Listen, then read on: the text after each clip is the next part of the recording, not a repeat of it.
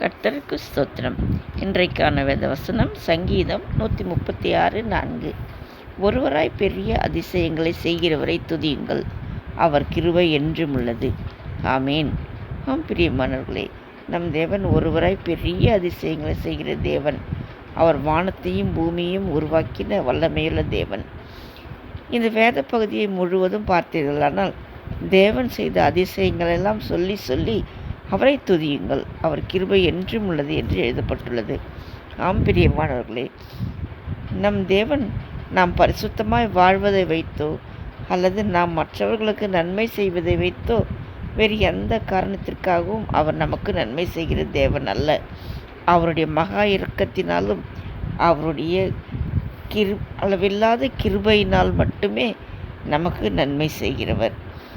நம்மேல் அவர் கிருபை வைக்காமல் போயிருந்தாரானால் நாமும் எப்பொழுதோ அழிந்து போயிருப்போம். எத்தனை கொடிய கொரோனாவிலிருந்து நாம் மரித்து போகாமல் கிருபையாய் பாதுகாத்தாரே.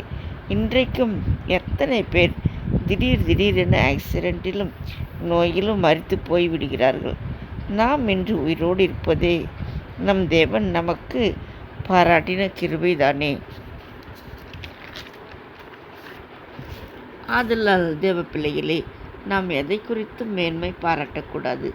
நம் வாழ்வில் நடக்கிற நன்மைகள் எல்லாமே தேவ கிருபையினாலேயே, அவர் கிருபையினால் மட்டுமே நமக்கு எல்லாம் கிடைக்கிறது. அவர் ஒருவராய் பெரிய அதிசயங்களை செய்கிற தேவன்தான்.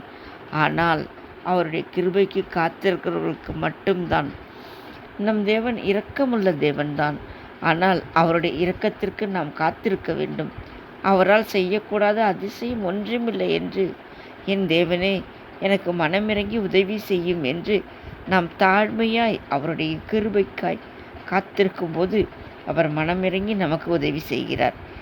இல்லையென்றால் நான் தான் பரிசுத்தமாய்த்தானே வாழ்கிறேன், மற்றவர்களைப் போல பாவம் செய்யவில்லையே, பின் ஏன் எனக்கு தேவன் பதில் கொடுப்பதில்லை என்று நினைத்தீர்களானால் ஒன்றை நினைவில் கொள்ளுங்கள் தேவ பிள்ளைகளே, பரிசுத்தமுள்ளவர்கள் வாழ வைப்பதே நம்மை அவருடைய சுத்த கிருபை மாத்திரமே.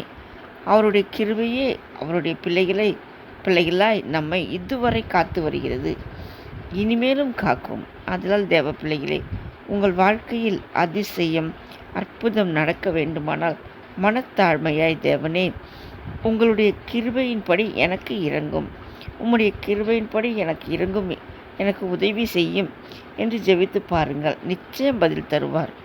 உங்களுக்கு மனமிறங்கி உங்களுக்கு ஒரு அற்புதம் செய்வார். அவருடைய இரக்கங்களுக்கு முடிவில்லை. தேவ பிள்ளைகளே, நம் தேவன் நமக்கு அற்புதங்களை அதிசயங்களை செய்ய வல்லமை இல்லாத தேவன் அல்ல அவர். நாம் அந்த அற்புத அதிசயங்களை பெற்றுக்கொள்ள நம்மை தாழ்த்துகிறோமா என்றுதான் அவை நம்மை பார்க்கிறார். ஆகையால் நீங்கள் தேவனிடம் எதை கேட்டாலும் உம்முடைய கிருபையின்படியே மனமிறங்கி தாரும் ஆண்டவரே என்று ஜெபித்து பாருங்கள். தேவன் பெரிய பெரிய காரியங்களை உங்கள் வாழ்வில் செய்வார். உங்களுக்கும் அற்புதம் செய்வார். ஆமேன். ஹல்லேலூயா. God bless you.